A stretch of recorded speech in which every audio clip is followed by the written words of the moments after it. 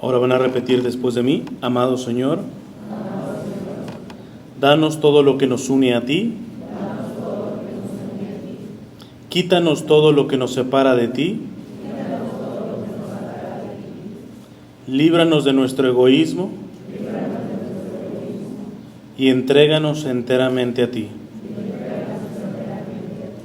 Que nunca se haga nuestra voluntad, sino siempre hágase la tuya. En nombre del Padre, del Hijo y del Espíritu Santo. Amén. Bien, como les mencionaba, mi nombre es Cristian Huerta, soy un misionero laico, y me pidieron que les compartiera un tema que en la hora que me están dando, pues simplemente no se puede cubrir a extensas, ¿va? Cada uno necesitaría mínimo una hora, mínimo. Estamos hablando del cielo, del purgatorio y del infierno. Entonces lo que voy a hacer, en un principio pensé darles la reflexión a partir de la espiritualidad católica. Por ejemplo, yo tengo ya un retiro en donde doy básicamente una reflexión a partir de un tratado sobre la muerte que escribió un doctor de la iglesia que se llama San Alfonso María de Ligorio, que es muy bueno, que nos ayuda a reflexionar lo que es el cielo y lo que es el infierno, ¿eh?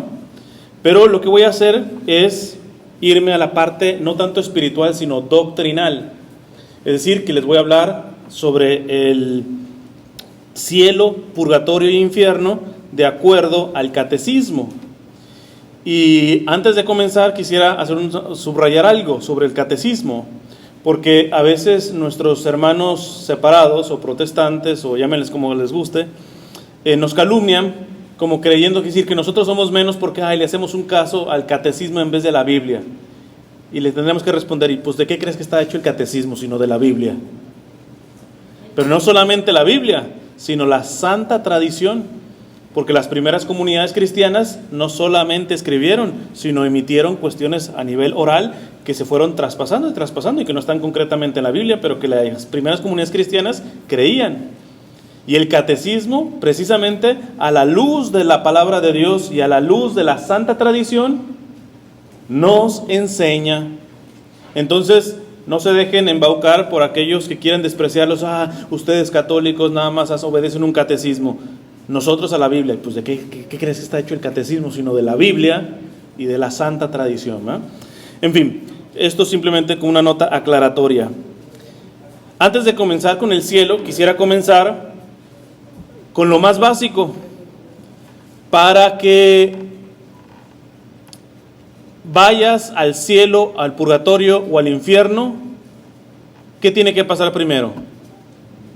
Que te mueras. Y en el catecismo, en el numeral 1021, dice lo siguiente: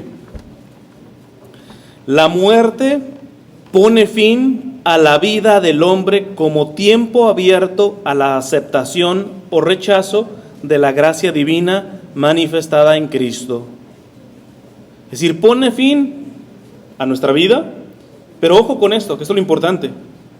Como el tiempo abierto, es decir, como el tiempo que tenemos para aceptar o rechazar la gracia divina manifestada en Cristo.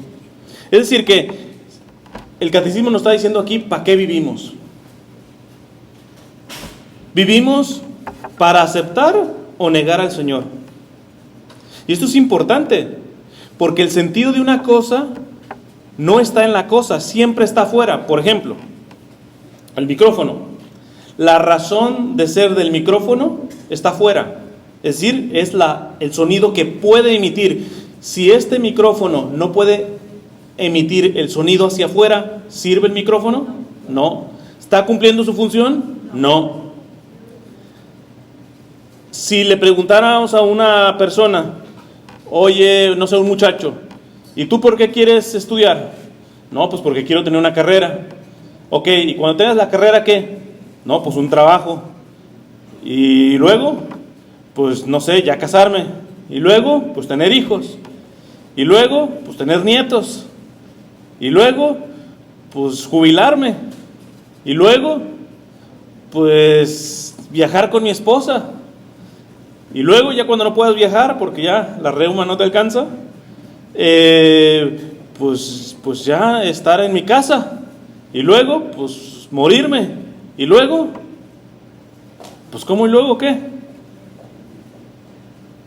Fíjate, he hecho esta serie de preguntas porque yo no sé, el muchacho que está estudiando en la universidad para sacar una carrera, sí está mirando ese último y luego, es decir, cuando se muera, ¿qué, compadre? Porque si ese joven no responde esa pregunta, todo lo que está trabajando por conseguir, que puede ser bueno, no tiene sentido. La pregunta clave es, después de la muerte, ¿qué? Evidentemente hay personas que dicen que no hay nada. Y están en todo su derecho. Pero vivir la vida sabiendo que no hay nada tiene unas implicaciones. Además, que por cuestiones, vamos a decirlo, probabilísticas, yo no les recomendaría creer que no hay nada. Porque mira, si tú crees que hay cielo y infierno y vives de acuerdo a eso, vives de acuerdo a querer hacer la voluntad de Dios precisamente porque sabes que hay una salvación y hay una condenación, y después te mueres y no hay ni cielo ni infierno, ¿perdiste algo? No, porque ¿quién se arrepiente de vivir de acuerdo a la voluntad de Dios? Nadie. Pero si alguien dice, después de la muerte no hay nada, y se muere, y sí hay, ya no puedes echar reversa, compadre, y como quedaste, quedaste. Es decir, que hasta por probabilidad ni te recomiendo decir que después de la muerte no hay nada. Además, como esto lo grabo, sé que puede haber una persona un poco más estudiada y que se las dé intelectual y todo eso. Yo nomás le voy a dejar una pregunta a esas personas que dicen, no, sí, la materia se puede acabar. Yo les dejo nada más una pregunta. Las leyes que tiene la materia, cualquier científico sabe que la materia tiene unas leyes. ¿Esas leyes son materiales? Porque si no son materiales, por mucho que muera la materia, ¿por qué se tiene que destruir esa ley que es inmaterial? No los meto un poquito en problemas de esto simplemente quiero aventarla por si alguien me sale un poquito más intelectual respecto a esto. En fin, el catecismo en el 10:21 nos dice nuevamente, la muerte pone fin a la vida del hombre como tiempo abierto a la aceptación o rechazo de la gracia divina manifestada en Cristo. El ser humano vive aquí para aceptar o rechazar a Cristo.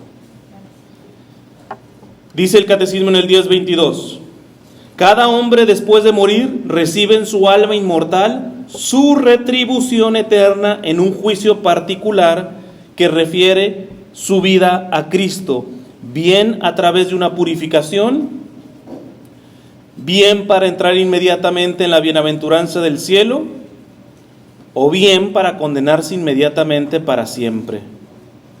Aquí el catecismo ya nos está diciendo, después de que te petatees, nada más básicamente hay de dos, pero aquí menciona tres y es lo que vamos a explicar. Solamente hay cielo e infierno, o vamos a ponerlo en el término más correcto, salvación o condenación.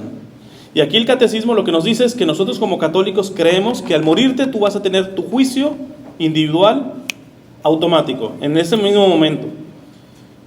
Va a haber un juicio final cuando regrese Jesús, que es cuando va a resucitar nuestro cuerpo.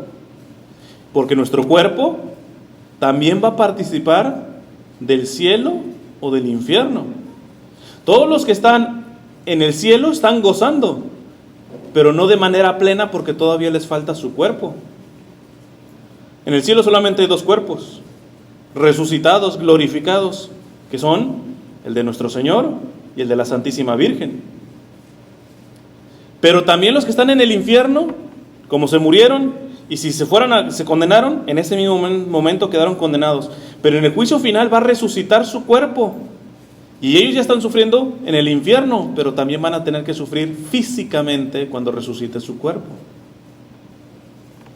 Entonces aquí el catecismo te dice, cuando te mueras, nada más hay dos. Se te va a juzgar y te condenas o te salvas. Ahora, En la parte de la salvación está el cielo como tal, pleno, o está el purgatorio, que ya lo vamos a explicar más adelantito. Pero quisiera dejarte con una idea respecto al cielo y al infierno. Lo más importante del cielo o del infierno no es lo que vas a gozar, ni es lo que vas a sufrir.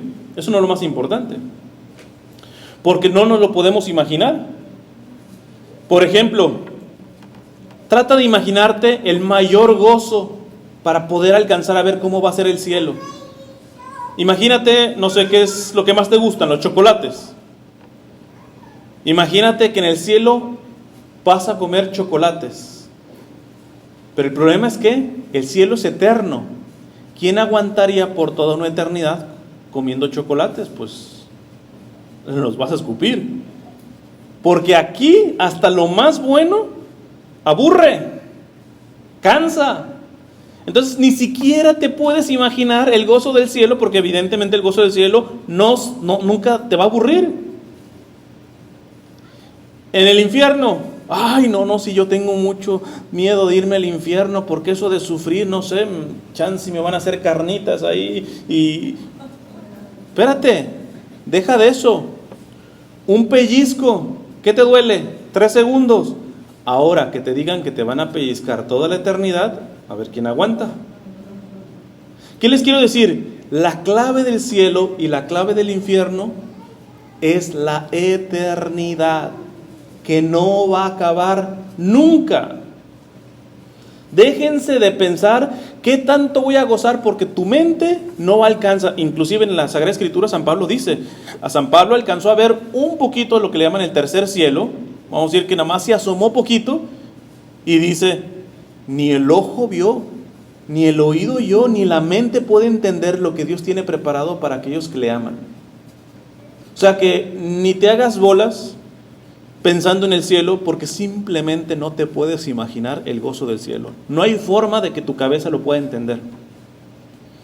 Pero si tú puedes pensar que ese gozo que no puedes todavía pensar en tu cabeza, tu cabeza mínimo sí puede registrar, ¿sabe lo que significa? Que nunca va a acabar. Entonces cuando pienses en el cielo y en el infierno, piensa más bien en la eternidad, de que eso nunca va a terminar. Hay un exorcista, el padre Fortea, que pone un ejemplo muy bueno con esto de la eternidad, por si a alguien no le ha quedado claro lo que significa la eternidad, y ver lo importante, porque mira, aquí, ¿cuánto duramos? ¿80 años? ¿90 años? ¿Chance llegamos a los 100? ¿Qué son 100 años comparada con una eternidad? Y mucha gente negocia su salvación eterna por vivir 90 años como se le pega la gana. Terrible negocio. ¿Quién cambia un 25 centavos por un billete de a 100? Dice el padre Fortea, este exorcista, imagínense un pajarito que va y toma agua al mar, y luego se va por un largo tiempo, luego regresa y toma un poquito más de agua, y se va todavía más por más tiempo, luego regresa y toma un poquito más de agua, y se regresa y tarda todavía más tiempo, y luego regresa, y dice, el pajarito se terminará el mar y apenas estaría comenzando la eternidad. Digo, para que le vayan tanteando el agua a los camotes, que lo que nos jugamos en esta vida, deja tú ya una salvación, una condenación o una condenación eterna. Este es el asunto. Entonces ahora sí, entremos a la parte del cielo. Y dice el catecismo en el 1023, en el numeral 1023, los que mueren en la gracia y la amistad de Dios y están perfectamente purificados, subrayo esta parte porque es muy importante para diferenciar entre el cielo y el purgatorio, porque los dos ya están salvados. Dice, los que mueren en la gracia y la amistad de Dios y están perfectamente purificados, viven para siempre con Cristo, son para siempre semejantes a Dios, porque lo ven tal cual es. Aquí la clave es que está diciendo para siempre semejantes a Dios. Esta es la importancia. Miren, en el Génesis se nos dice que nosotros fuimos hechos a imagen y semejanza. ¿Pero qué significa eso? Imagen. ¿Qué significa que el ser humano es imagen de Dios? Dios es espíritu. ¿Nosotros tenemos un espíritu? Sí. Somos imagen de Dios porque nuestra alma es espiritual. La de los ángeles también es un alma espiritual. No así los animales. Los animales tienen alma animal y las plantas tienen alma vegetal. El alma es el principio de vida. ¿Las plantas están vivas? Sí, pero su alma es vegetal. ¿Los animales están vivos? Sí, entonces sí tienen alma, pero es alma animal. A diferencia de nosotros que tenemos alma espiritual como la de los ángeles, bueno, es diferente en cuanto a su sustancia, pero vamos, es alma espiritual nosotros, los ángeles, y evidentemente Dios es la perfección de espíritu, ¿va? ¿Y qué con esto? Bueno, eso significa ser imagen de Dios. ¿Y qué es ser semejanza? Ser semejanza es tener la gracia de Dios, es la vida de Dios en mí. Que eso es lo que se perdió con el pecado. Por ejemplo, si les estoy diciendo que los ángeles también son imagen de Dios, solamente los ángeles buenos, los que perseveraron, son imagen y semejanza.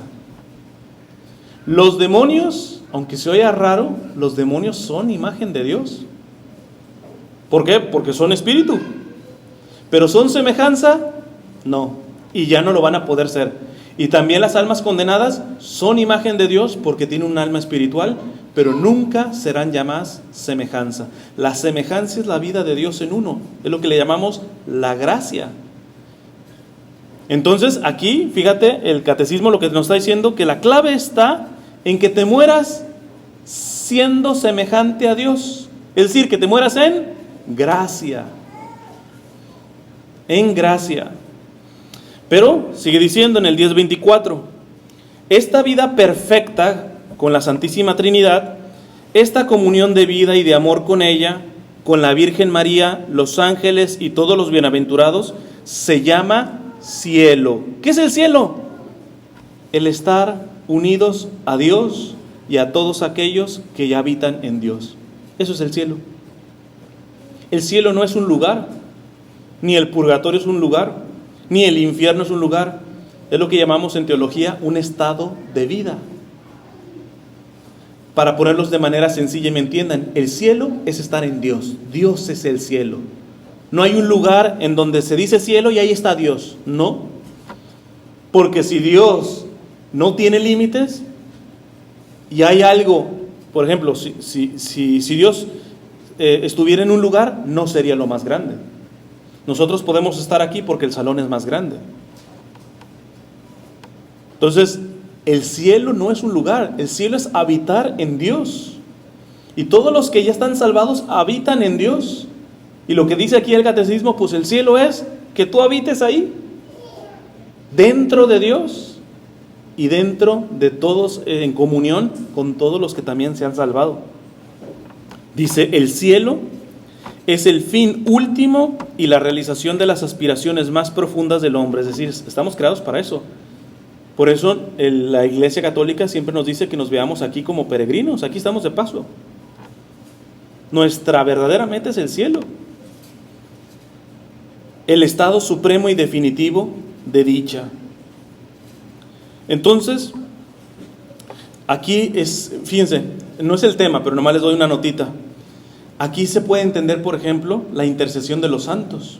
Esto no es un tema de apologética, pero, por ejemplo, sabemos que nuestros hermanos separados dicen que no se puede interceder, Primero, algunos dicen que ya los santos se murieron y están sepultados y no hablan, no escuchan ni nada por el estilo. Ahí explícame cómo Jesús en la transfiguración estaba hablando con Moisés y con Elías, que se habían petateado de hace rato.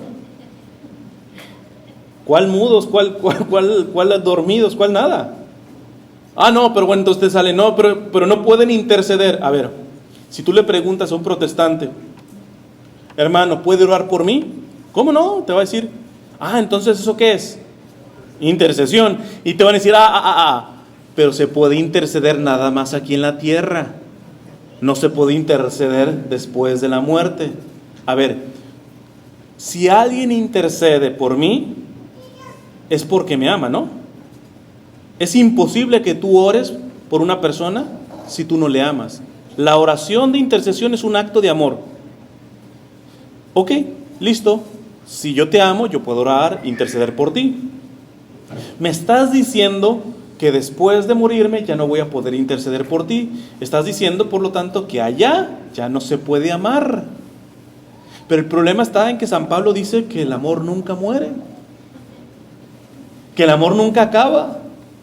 Entonces explícame cómo los que están con Dios, que aman ahora ya de manera perfecta, no tan imperfecta como nosotros, de manera perfecta, no pueden interceder por nosotros. Pero nosotros sí, que amamos de manera imperfecta, sí podemos orar e interceder. No tiene cavidad. Esto es bien importante porque el cielo va conectado. De hecho, la iglesia tiene 3 dimensiones, La iglesia triunfante, la iglesia purgante y la iglesia militante. Estas 3 cosas son la iglesia completa. O sea, la iglesia completa no somos los de aquí. La iglesia completa, primero es la iglesia triunfante. ¿Quién es la iglesia triunfante? Los que están ya en el cielo. Ellos siguen siendo iglesia católica, La iglesia purgante, los que están en el purgatorio. Y la iglesia militante, es decir, los que seguimos peleando de militar, somos nosotros. Todos estos no son 3 iglesias, es una sola iglesia y estamos conectados.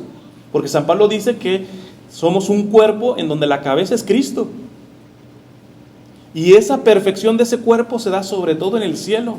¿Qué es en el cielo? Por lo tanto, el cielo es habitar en Dios y tener comunión perfecta, amor perfecto con todos los que están salvados. Esto, si lo pensamos, no tengo mucho tiempo, pero esto, si lo pensamos, nos debería de estremecer. Decir, qué grandiosa realidad es el cielo. Dice en el 10:25 el catecismo: vivir en el cielo es estar con Cristo. Los elegidos viven en Él aún más, tienen allí, o mejor, encuentran allí su verdadera identidad, su propio nombre. Es decir, ahí encontramos la plenitud. Fíjense, otra cosa también, volviendo a lo de la intercesión de los santos. Otra cosa que dicen a veces los protestantes es: pero es que ¿cómo tú le puedes orar a un santo pidiéndole la intercesión si él no es Dios, no es omnipresente? Él no puede estar en todas partes. ¿Tú cómo sabes que te va a escuchar? Aquí se explica. Los que están en el cielo ya habitan a Cristo. ¿Y Cristo sí puede estar en todas partes? Sí. Por lo tanto, participan. Ellos no son omnipresentes porque no son dioses. Nosotros vamos a estar dentro de Dios porque ese es el cielo, pero nosotros no somos dioses. Eso está claro. Pero si estamos con Él, es como no sé, o sea, que ya ven, a veces hay algunas novias que parecen, ¿cómo se llama?, con complejo de koala, siempre abrazada del novio y todo eso, y para donde se mueve y la va arrastrando casi, pues donde está él, está ella, más o menos, para explicarlo así. Entonces, ¿los santos son omnipresentes? No, pero están dentro, como están salvados ya, están dentro de aquel que es omnipresente. Además, yo soy un poco malo y les digo, a ver, entonces explíquenme una cosita también, porque si a un protestante tú le dices que vas a ir con un brujo para invocar a Satanás, te va a decir que te va a ir mal, ¿no? Que el demonio te puede hacer cosas. Y tendremos que preguntarle, ¿el demonio es omnipresente? ¿Cómo me va a escuchar? Digo, ellos dicen que los santos no nos pueden escuchar porque no están en todas partes. No, pero en el caso del diablito sí, él sí. ¿Y el diablo es omnipresente? No. Al menos se les tendría que dejar una pregunta ahí a ellos.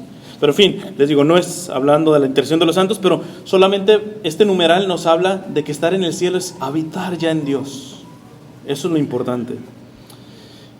En el 10:26 dice: por su muerte y su resurrección Jesucristo nos ha abierto el cielo, La vida de los bienaventurados consiste en la plena posesión de los frutos de la redención realizada por Cristo, quien asocia su glorificación celestial a aquellos que han creído en Él y que han permanecido fieles a su voluntad. El cielo es la comunidad bienaventurada de todos los que están perfectamente incorporados a Él. Aquí la clave es esta partecita donde dice que han creído y permanecido fieles a su voluntad. Porque sabemos también que nuestros hermanos separados, ellos dicen que la sola fe, basta que tú creas. Entérense, nosotros somos católicos, no basta creer. Fíjate que para permanecer, para salvarnos, hay que creer en Él y permanecer fieles a su voluntad. No basta creer.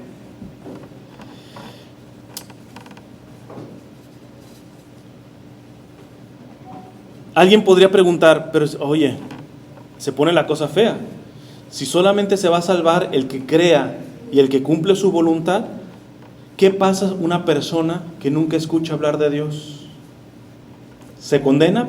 Porque ¿cómo puede creer si no supo? Aquí la iglesia nos dice, primero nos dice que fuera de la iglesia no hay salvación. Fuera de la iglesia católica no hay salvación. Ahora, la iglesia y Dios a través de la iglesia puede salvar almas que no están oficialmente dentro de la iglesia. Me explico. Si hay un africanito arrumbado por allá en una tribu y ningún misionero va y le predica, pero todo ser humano cuando nació tiene lo que llamamos la ley natural. Todos tenemos una conciencia que nos dice haz el bien y evita el mal, cualquier ser humano. Y de acuerdo a su ley natural, que viene de Dios, Él actúa haciendo el bien. Esa persona simplemente no se va a hacer oficialmente católico porque nunca va a llegar un misionero quizá a bautizarlo, a darle los sacramentos. Pero Dios sabe que estaba, como fue dócil a su ley natural, a su conciencia, estaba preparado para cuando llegara un misionero y se hiciera católico. Esa persona lo más seguro es que se va a salvar. Porque ya no fue culpa de él. La culpa fue de nosotros, que estamos nada más sentados y que no estamos pensando nunca en misionar o solamente en evangelizar a los puros evangelizados, y nos vale un pepino las personas que están en países en donde necesitan misioneros. Pero ese africanito que actuó de acuerdo a su conciencia, de acuerdo a su ley natural, seguramente se va a salvar porque él estaba preparado para recibir el evangelio. Ahora, puede haber un vecino de ese africano que fue en contra de su ley natural, de su conciencia. Ese, aunque hubiera llegado el Papa, no se convierte, y por lo tanto ese sí se condena. Entonces, otras personas, las personas que han nacido dentro de una iglesia protestante diferente, los que se han ido, ahí sí, con el dolor de mi alma, los que eran católicos y se fueron a una iglesia protestante están en grave riesgo de condenación. Ahí sí. Tristemente, pero les tengo que decir las cosas como son. Pero alguien que nació dentro de una iglesia protestante o de otra religión, hay que entender que eso es lo que siempre ha tenido. Entonces, por eso sirve la evangelización, para acercarnos y anunciar, no para dar bibliazos. El evangelio no se tiene que imponer, el evangelio se ofrece. Y si esa persona está abierta, el Espíritu Santo va a ir trabajando y tarde que temprano va a haber una conversión. Pero muchos posiblemente no estén abiertos a eso, y les digo nuevamente, aunque les llegue el Papa, no se van a salvar. Entonces, ¿sí se puede salvar a alguien que oficialmente no sea católico? Sí. Pero que quede claro, es fundamental el hecho de aceptar a Cristo, de creer en Cristo. De hecho, fíjense, antes se decía que los niños no bautizados se iban al limbo. El limbo estrictamente no existe. Bueno, limbo significa como los límites. Y se podría entender que los niños no bautizados están como en las orillas del cielo, para poderlo entender un poco, ¿eh? Porque es necesario esta parte del creer. Cuando tú bautizas a un niño, evidentemente él no tiene el acto de creer, Pero ¿quién es el que suple ese acto de creer? La iglesia. Por eso después los padrinos y los padres tienen que formar a ese niño para que se complete, especialmente con el sacramento de la confirmación. Pero bueno, aquí el punto está en que es fundamental creer, pero también es fundamental el perseverar en su voluntad. Y aquí yo les diría, si tú crees en Dios, pero por ejemplo pecas mortalmente, estás perdiéndote el cielo. Todavía ahí ni siquiera te aflijas tanto, porque lo peor no es pecar, lo peor es justificar el pecado. En esa cosa sí ten cuidado. Porque si tú pecas, pero tu pecado le dices pecado, y te arrepientes, y estás dando la batalla, aunque el Señor te recoja tirado en el pecado, lo más seguro que mínimo de panzazo entras al purgatorio. ¿Por qué? Porque sabe que tú no estás justificando el pecado. Que muchas veces nosotros pecamos porque tenemos heridas, porque tenemos vicios, pero estamos dando la batalla. Pero cuidado con aquellos que justifiquen el pecado, porque eso sí, se te puede aparecer el Señor en plena agonía y no te vas a convertir. ¿Por qué? Porque el que justifica el pecado va matando su conciencia. Entonces, si a alguien a lo malo ya no le empiezas a decir malo, va a matar su conciencia. Cuando te estés muriendo, el Señor te va a decir, arrepiéntete. ¿Te vas a arrepentir? No, porque va a decir, ¿de qué? Si tú no has pecado. Cuidado, si vamos a hablar de cielo y de infierno, lo más importante es nunca justificar el pecado. Al pecado se le dice pecado, y al pecado te arrepientes de él. Dios siempre tiene los brazos abiertos, sobre todo en el sacramento de la reconciliación. No hay nada que Dios no perdone a una persona que se arrepiente, pero para que te arrepientas a tu pecado le tienes que decir pecado. Si a tu pecado no le dices pecado, cuidado, te estoy diciendo, ya vas directito al infierno. Porque el Señor se te puede aparecer 3 segundos antes de que ya te petatees y no te vas a arrepentir. En cambio, alguien que supongamos que por muchas heridas que tuvo se cae en pecados, pero ahí se levanta y está dando la batalla y todo eso, en el último momento de su vida, el Señor se le aparece y le dice, ¿te arrepientes? ¿Qué le va a decir? Sí. Le va a decir, Señor, ay, me disculparás. De a tiro estoy tan fregado que era para caída y levantada, caída, levantada. Pero estoy dando la batalla.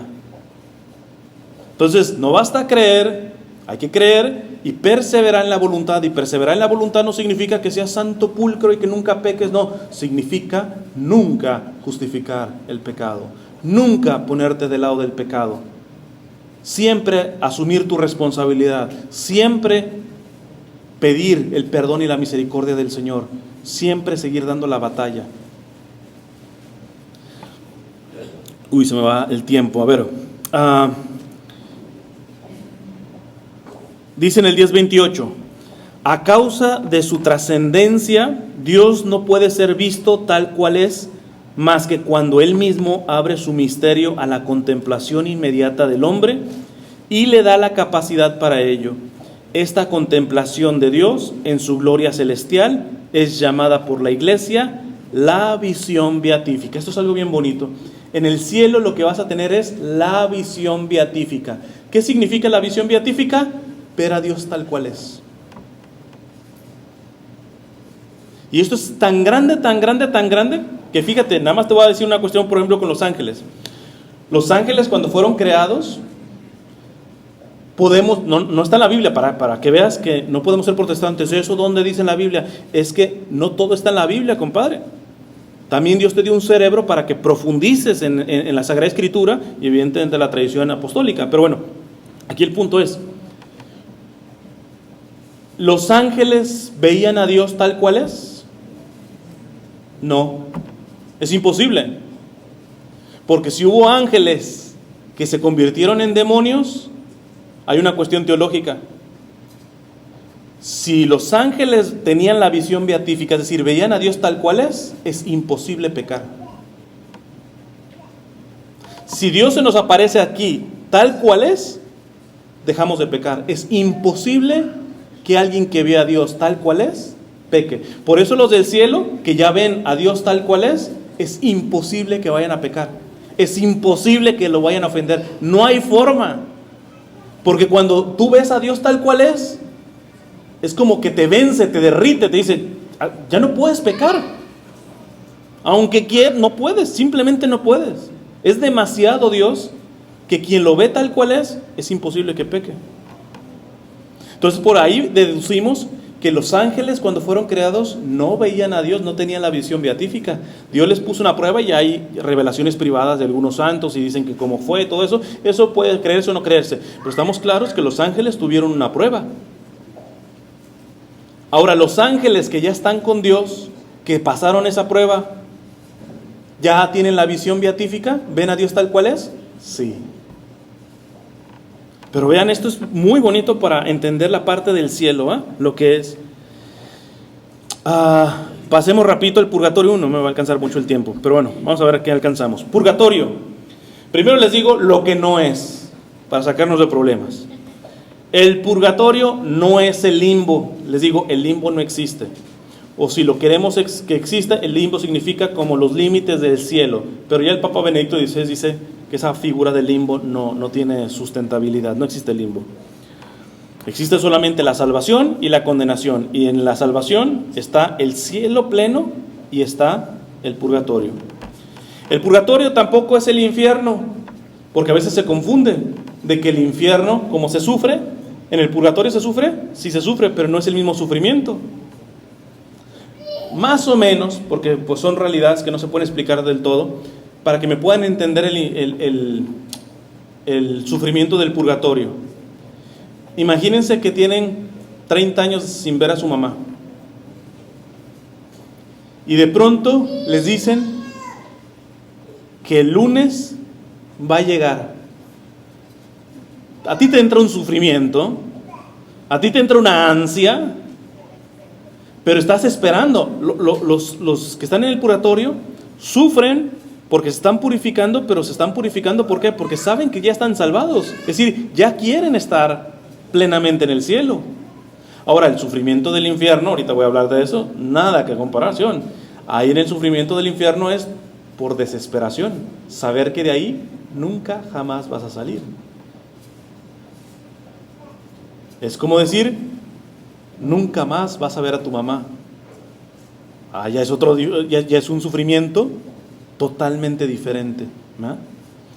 Sin embargo, siempre, sobre todo muchos santos nos decían, procura tratar de brincarte el sufrimiento del purgatorio, ¿no?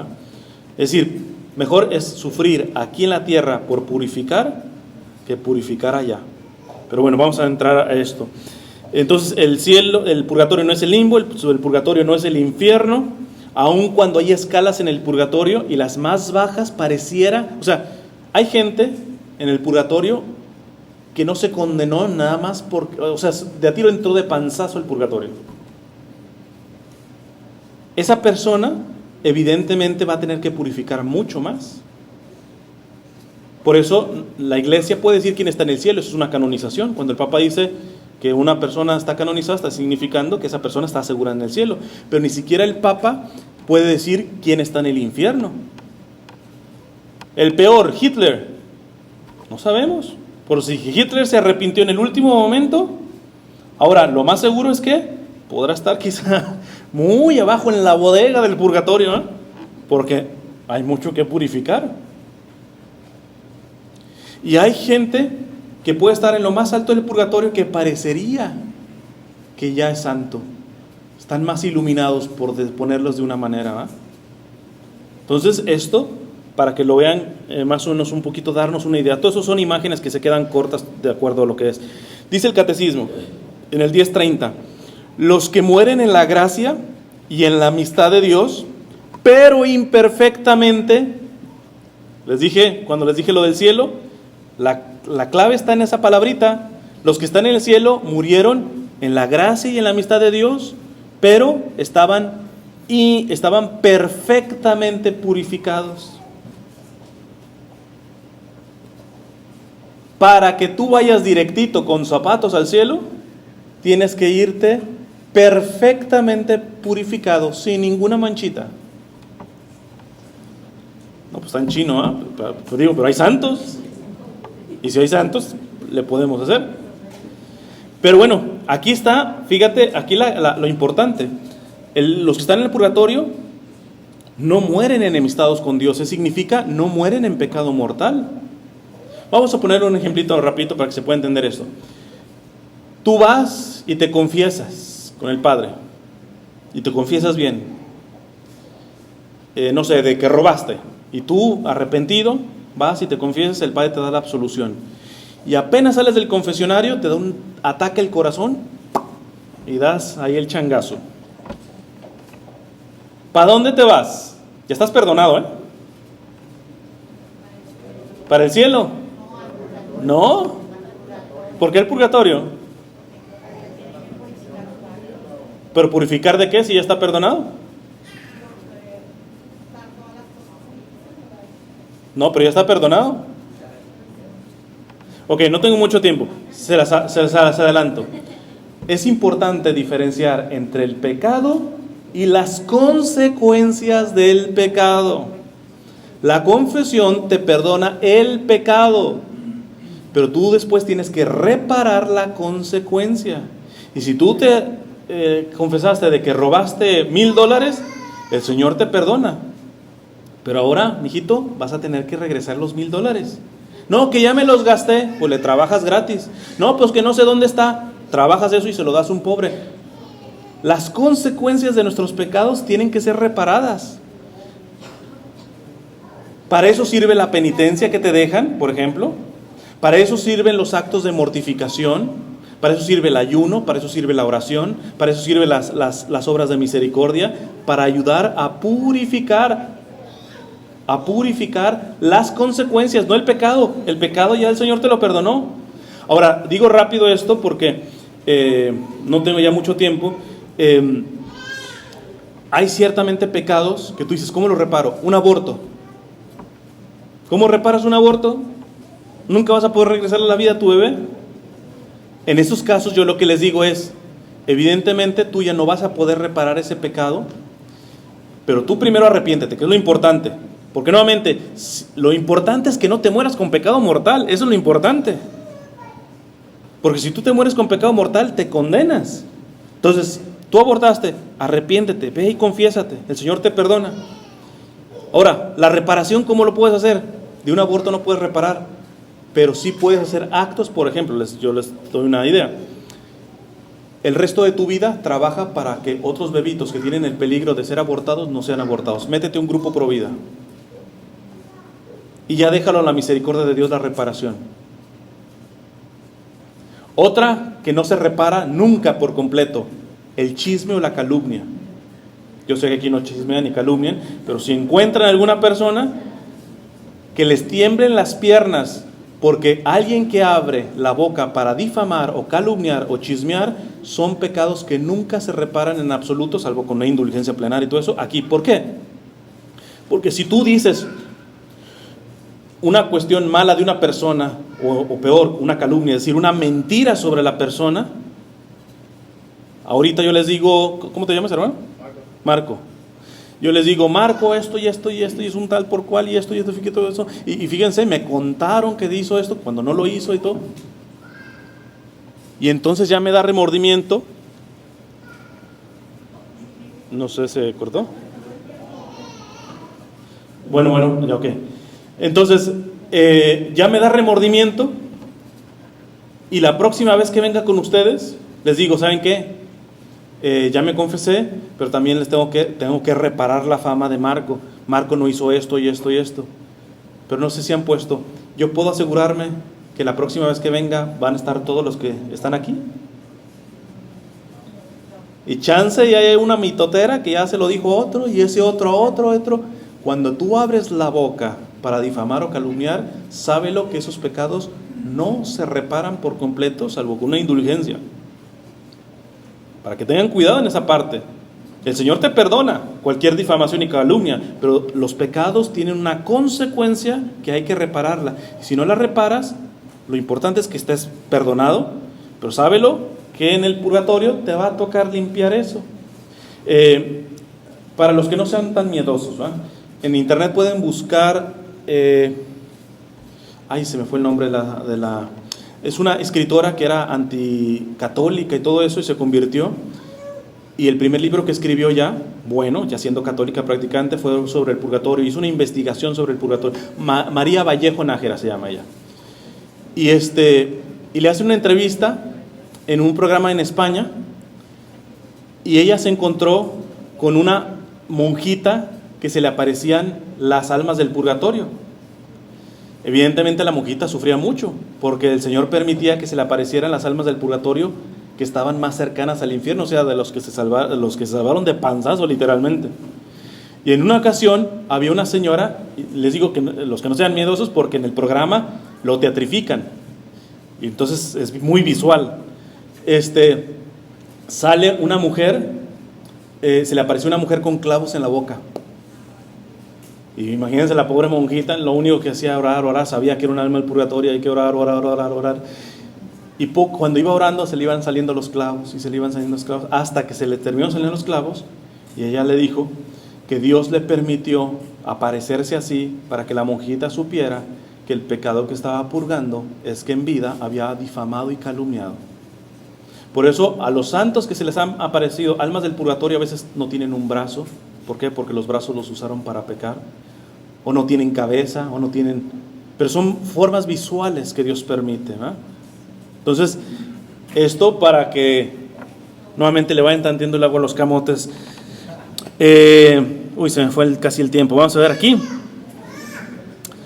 Alguien que me puede decir también, protestante, a ver, pero espérate, tú dices que la reparación y todo eso, pero por ejemplo, el ladrón arrepentido, o que le llaman el buen ladrón, no tuvo que reparar nada, solito se fue. El Señor le dice, porque esa te la sacan, el purgatorio no existe, a ver, ¿qué purificar y qué nada? El ladrón arrepentido, ¿qué tuvo que purificar? Sí purificó. Le estoy diciendo que una cuestión es el arrepentimiento. Para salvarte, para brincarte el purgatorio, primero tienes que estar arrepentido, estar en gracia. El ladrón arrepentido, lo dice el propio nombre, ¿se arrepintió? Sí, entonces el primer paso ya lo hizo. Reparar, no, eso ya no lo reparó. ¿Por qué? Porque no se bajó de la cruz y empezó a hacer todo el bien del desmán que hizo todo, ¿no? Pero les vuelvo a decir, aquí la misma iglesia nos va a mencionar que, por ejemplo, el sacrificio, los actos de mortificación, etcétera, todos esos se pueden ser ofrecidos para reparación de las consecuencias de nuestros pecados. ¿Estaba reparando el ladrón arrepentido algo? Sí, pues imagínate, nada más que te claven en una cruz. El sufrimiento no repara las consecuencias del pecado por sí solo, sino el sufrimiento unido al sufrimiento de Jesús. Esta es la clave, ¿eh? Por eso, no basta sufrir, hay que sufrir unidos a Jesús. Dice un amigo sacerdote, hay tantas madres que da tanta lástima porque han tenido muchos sufrimientos con sus hijos y con todo eso, pero sufren como un pollo descabezado. Todo un pollo le corta la cabeza y se te suelta y ahí anda caminando y soltando sangre por todos lados, pero sangre de aokis. En cambio, dice, no, una madre católica, sus sufrimientos los une a los sufrimientos de Cristo, y ahí sí tienen valor para que repares las consecuencias de tus pecados. Y puede ser lo más pequeñito. Digo, aquí hay un poco de aire acondicionado, pero si no tuviéramos aire acondicionado, hay muchos que se ponen así, no sé, como marquesas así ofendidas de que ya no aguanto aquí, a ver a qué hora termina el hermano y todo eso. Mira, desde ahora ya tienes que saber que esas pequeñas incomodidades las unes a los sufrimientos de Cristo y te sirven para reparar las consecuencias de tus pecados. Así que, menos andar de quejumbres, ¿eh? Ya sabes que los sufrimientos unidos a los de Jesús ayudan a reparar las consecuencias de tus pecados. Además, una cosita más que no se me pase. Esto es importante. Cuando hay una persona que saben que está muriendo o que está ya grave y todo eso, por favor, lo primero que hagan, llamen a un sacerdote que vaya a darle la extrema unción. Eso es una obra de misericordia. Es importantísimo, aunque no se esté muriendo, si está grave o está enfermo y todo eso, que pidan la unción de los enfermos. pero se llama extrema unción cuando está ya casi falleciendo, y hay que tener misericordia de estos, porque ellos no se pueden levantar, están ya casi muriendo. Y sobre todo ahorita que está grabando, a algunos sacerdotes parece que se les pasa. Los sacerdotes, a una persona que ya está agonizando, tienen el permiso, solamente en esa situación, de dar lo que se llama la absolución papal. Es decir, la absolución de los pecados, pero con el poder de las llaves de Pedro, del Papa. Es decir, esa absolución va con indulgencia plenaria, lo cual significa que te brincas purgatorio. Esto es muy importante, ¿eh? Muy importante no desahuciar a las personas que están falleciendo. Y que los que me vayan a estar viendo con el video, los sacerdotes, que por favor apliquen esta absolución papal, que es muy importante. En fin, dice en el 10:31, la Iglesia llama purgatorio a esta purificación final de los elegidos, que es completamente distinta del castigo de los condenados, es diferente. La Iglesia ha formulado la doctrina de la fe relativa al purgatorio, sobre todo en los concilios de Florencia, de Trento y la tradición de la Iglesia, haciendo referencia a ciertos textos de la Escritura. Por ejemplo, 1 de Corintios 3, 1 de Pedro, habla también de un fuego purificador, etc. Les leo nada más para que vean que esto tiene sustento. Porque ¿dónde dice purgatorio en la Biblia? Pues no tiene que decir, pero sí se explica. Ejemplo, 1 de Corintios 3, del 13 en adelante. Dice San Pablo, la obra de cada cual quedará al descubierto, la manifestará el día que aparecerá con fuego, y la calidad de la obra de cada cual la probará el fuego. Aquel cuya obra construida sobre el cimiento resista, recibirá la recompensa. Es decir, cuando te mueras, va a haber un fuego que te va a medir, estás puro, tú vas con tus zapatos al cielo, bríncale. Pero luego fíjate lo que dice. Mas aquel cuya obra quede abrasada sufrirá el castigo.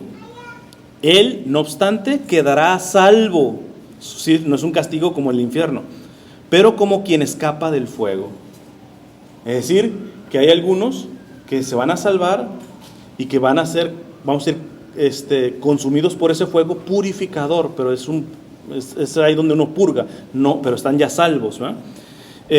También hay otra parte en donde el Señor también menciona que, por ejemplo, que el pecado contra el Espíritu Santo no será perdonado ni aquí ni allá. Es decir, cuando estoy diciendo allá, significa que allá hay algo que se perdona. Y estamos hablando ahí del purgatorio, y ahí es la parte de la purificación. Pero bueno, no tengo tanto tiempo porque a lo menos quisiera decirles una cosita del infierno. Solamente el 10:32 para terminar con lo del purgatorio. Esta enseñanza se apoya también en la práctica de la oración por los difuntos, de la que ya habla la Escritura. Bueno, me voy a saltar todo eso. Miren, les voy a decir nada más. No, me lo voy a brincar ya para decir algo de infierno. Pero en pocas palabras, lo del purgatorio también va conectado con los difuntos. Es importantísimo orar por nuestros difuntos, precisamente porque no sabemos, gracias a Dios, no sabemos dónde están. Si tu difunto ya está canonizado, ni reces por él, porque está canonizado, es decir, ya está reconocido en el cielo. Pero mientras tu difuntito no esté canonizado, por favor, ten la misericordia de orar por él. Y lo mejor que tú puedes es ofrecer la Santa Misa por las almas, por los difuntos. Si tu difunto está en el infierno, ahí no le llega nada, ahí no se puede hacer nada. Pero ¿qué significa? Alguna persona dice, ay, pues entonces ¿para qué rezo y todo eso? Pues ¿qué cree? Que Dios va a decir, no, ya esa oración por esta persona, pero esta persona está en el infierno, ni modo, se echa a perder tu oración. No, esa oración el Señor la aplica a otra alma que existe en el purgatorio, o te la aplica a ti el día que te mueras. No hay oración que quede, vamos a decir, echada a perder. Pero tengo que decirles la verdad, si tu difunto está en el infierno, ahí ya no se puede hacer nada. Pero gracias a Dios que no sabemos. Por lo tanto, más vale estar orando por nuestros difuntos, ¿ok?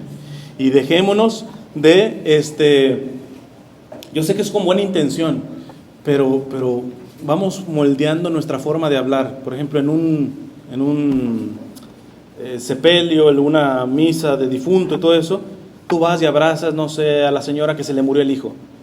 y le dices, no se preocupe, ya está con Dios. ¿Te consta? ¿Te consta? Yo sé que es con buena intención, pero no hay que decir eso. Pero entonces, ¿qué le decimos? Pues precisamente, acércate, mi pésame, señora, voy a estar orando por el alma de su hijo.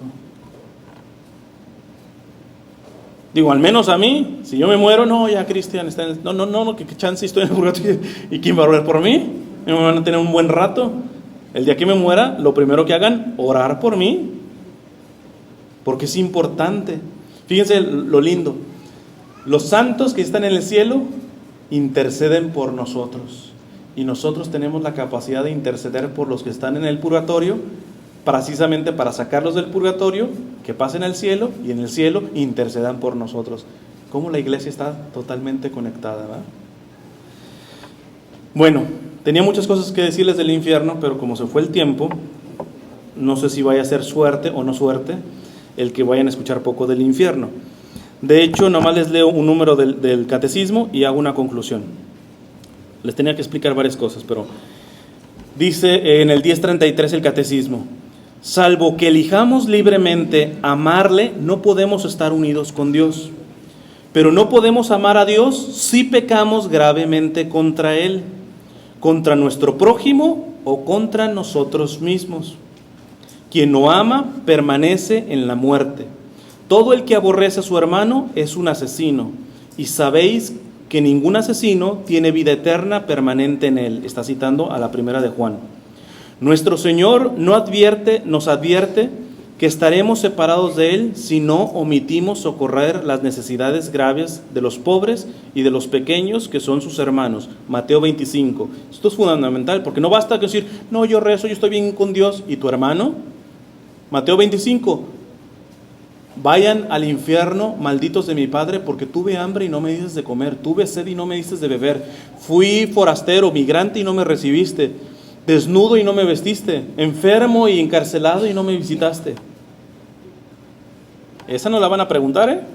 Entonces no basta con decir, no, yo estoy bien con Dios, yo estoy bien con Dios. Esto no es budismo. El budismo sí, no, ellos solitos van al nirvana solitos. No, acá es, no hay santos egoístas.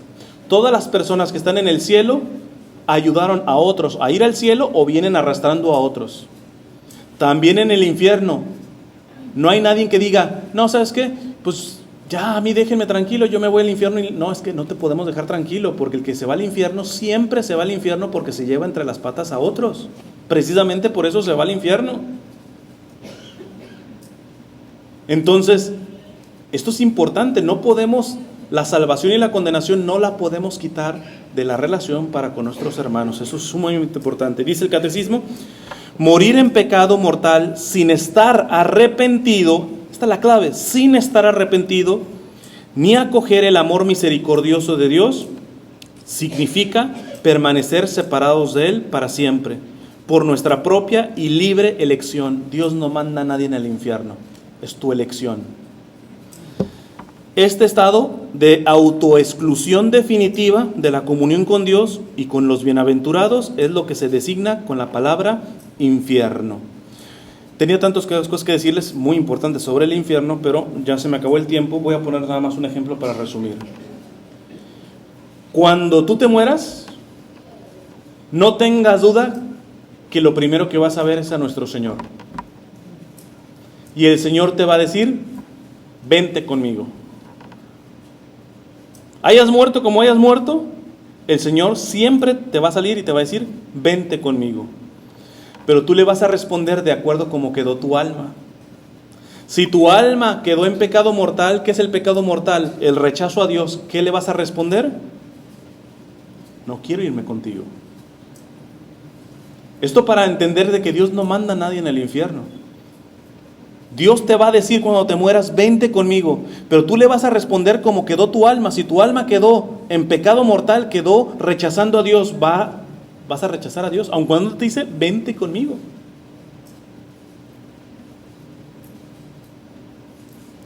Esto es muy, muy importante, porque Dios no quiere la muerte del pecador, sino que se convierta y que se salve. Y Él le está haciendo hasta lo último para salvarte. Y te busca por aquí, te busca por allá para que te puedas arrepentir. Y que te caes, no hay bronca. Ahí está el sacramento de la reconciliación. Levántese y siga dando la batalla. Dios no va a permitir que una persona que está dando la batalla contra el pecado pueda morir en pecado mortal. No, eso se los puedo asegurar. Entonces tenemos que tener esa confianza de decir, aquí la cuestión no está tanto en que si puedo lograr ser un santazo, le tengo que tirar a eso, pero soy tan frágil y todo eso. Aquí el punto es, con humildad, dar la batalla. Nunca justificar el pecado. Porque como queda tu alma, así le vas a responder. En el infierno no hay personas diciéndole, Señor, una oportunidad más, por favor. En el infierno se blasfema contra Dios, se odia a Dios. Bueno, se odia todo. En el infierno, porque alguien podría decir, no, pues yo me voy al infierno, ya están todos mis amigos, nos aventamos una carnita asada por ahí con los diablitos y todo. No, hombre, no, hombre. Los demonios te odian a ti y tú los vas a odiar. Los otros condenados te van a odiar a ti y tú los vas a odiar. Y sobre todo, todos juntos odian a Dios. En el infierno no están pidiendo segundas oportunidades porque ya su alma quedó en pecado. Y termino con este ejemplito. Es un cuentito, ¿eh? Dicen que pues a una persona el Señor se le aparece y le dice, te voy a mostrar el cielo y el infierno. Y ya se lo lleva primero al infierno. Y ve una mesa grandísima con toda la comida más deliciosa. Y ya empezó a decir, ¿y eso es el infierno, no? Que sufrían, míralos, con su mesa, con todos los placeres y toda la comida riquísima. Y ya entran los condenados. Pero traían a su lado un tenedorzote. Entonces agarraban el tenedorzote y le picaban a la comida. Y pues como era tan grande, se desesperaban porque no podían comer. Es decir, tenían todos los manjares y era la desesperación de no poder comer. Y dijo, no, pues ya me entiendo por qué sufren. Se lo lleva al cielo y la misma mesa y los mismos manjares. Y entran los salvados con los mismos tenedorzotes. Y dice, no, Señor, esto es una injusticia. Si acabamos de ver lo mismo en el infierno, ¿cómo me puedes decir que en el cielo va a ser? Tranquis. Chécale nada más. Se sientan los santos, le pican el tenedorzote y le dan al otro. Y el otro le pica y le da al otro. La clave del amor fraterno, porque dice la Sagrada Escritura, quien dice amar a Dios y no ama a sus hermanos es un mentiroso. Les dejo con esa. Vamos a hacer una oración para cerrar. Y va a ser una letanía, precisamente es una letanía muy antigua, en donde se le pide al Señor que tengamos una santa muerte. Pero aquí me gusta siempre aclarar, sobre todo porque ahorita en México tenemos esa mentada santa muerte, la calavera, eso es diabólico, ¿ok? Eso ni le entren.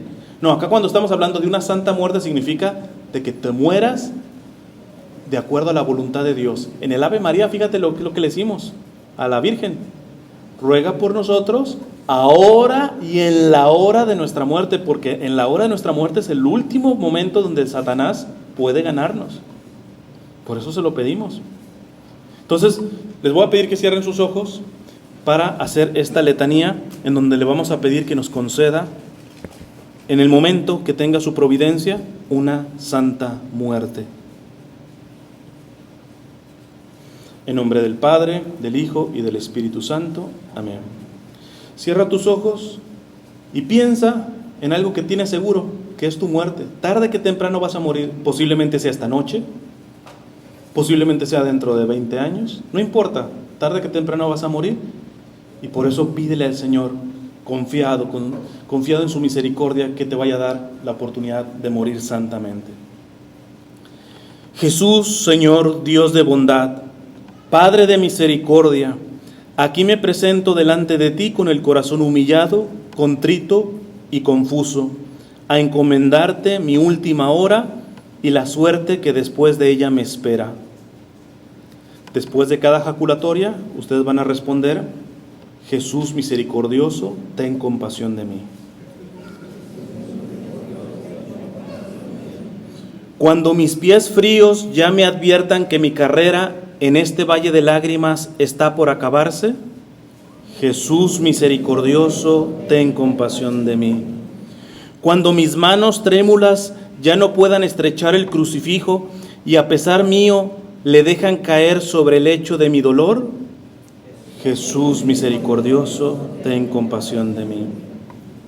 Cuando mis ojos, apagados con el dolor de la cercana muerte, fijen en ti por última vez sus miradas moribundas, Jesús misericordioso, ten compasión de mí. Cuando mis labios fríos y balbucientes pronuncien por última vez tu santísimo nombre,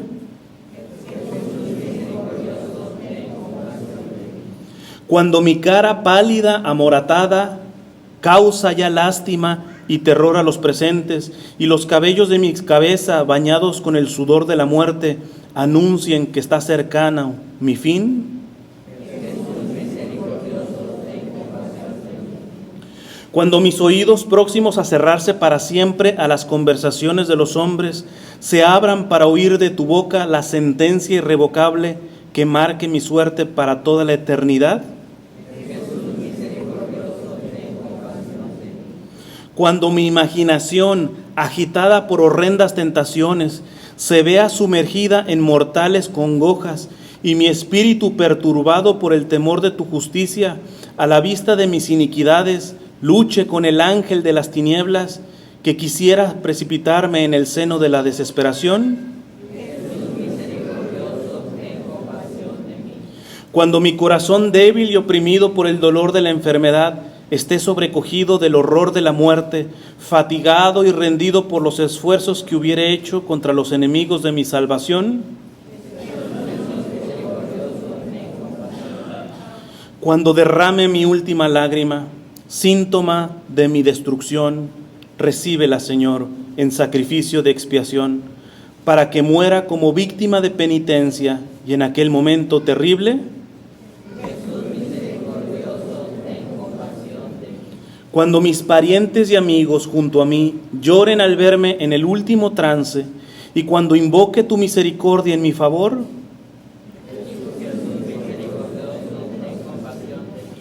cuando pierda el uso de los sentidos, desaparezca todo el mundo de mi vista y gima entre las últimas agonías y afanes de la muerte,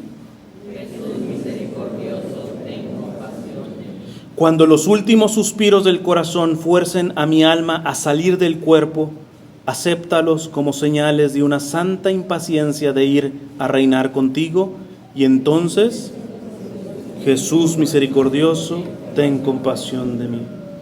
Cuando mi alma salga de mi cuerpo dejándolo pálido, frío y sin vida, acepta la destrucción de él como un tributo que desde ahora quiero ofrecer a tu majestad, y en aquella hora, Jesús misericordioso, ten compasión de mí.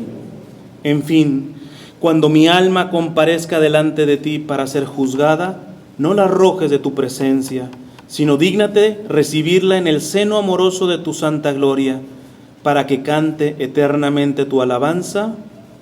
Jesús misericordioso, ten compasión de mí. Oremos. Oh Dios mío, que condenado a la muerte me has ocultado el momento y la hora de mi muerte, haz que todos los días viva santamente, merezca una muerte dichosa, abrazado en tu divino amor, por los méritos de nuestro Señor Jesucristo, que vive y reina contigo en unidad del Espíritu Santo, por los siglos de los siglos. Amén. Para terminar así con tus ojos cerrados, vamos a pedir la intercesión del patrono de la santa muerte, de la verdadera muerte, que es San José, porque ningún ser humano tuvo una muerte más hermosa. San José, cuando moría, tenía de un lado a la Virgen y de un lado a Jesús. Por eso le vamos a decir: San José, ruega por nosotros. San José, ruega por nosotros. San José, ruega por nosotros. Y finalmente nos encomendamos a la Santísima Virgen, precisamente para que con este Ave María interceda por nosotros ahora, en este momento, pero sobre todo en la hora de nuestra muerte. Dios te salve María, llena eres de gracia, el Señor es contigo. Bendita eres entre todas las mujeres, y bendito es el fruto de tu vientre Jesús. Santa María, Madre de Dios, ruega por nosotros los pecadores, ahora y en la hora de nuestra muerte. Amén. En nombre del Padre, del Hijo y del Espíritu Santo. Amén.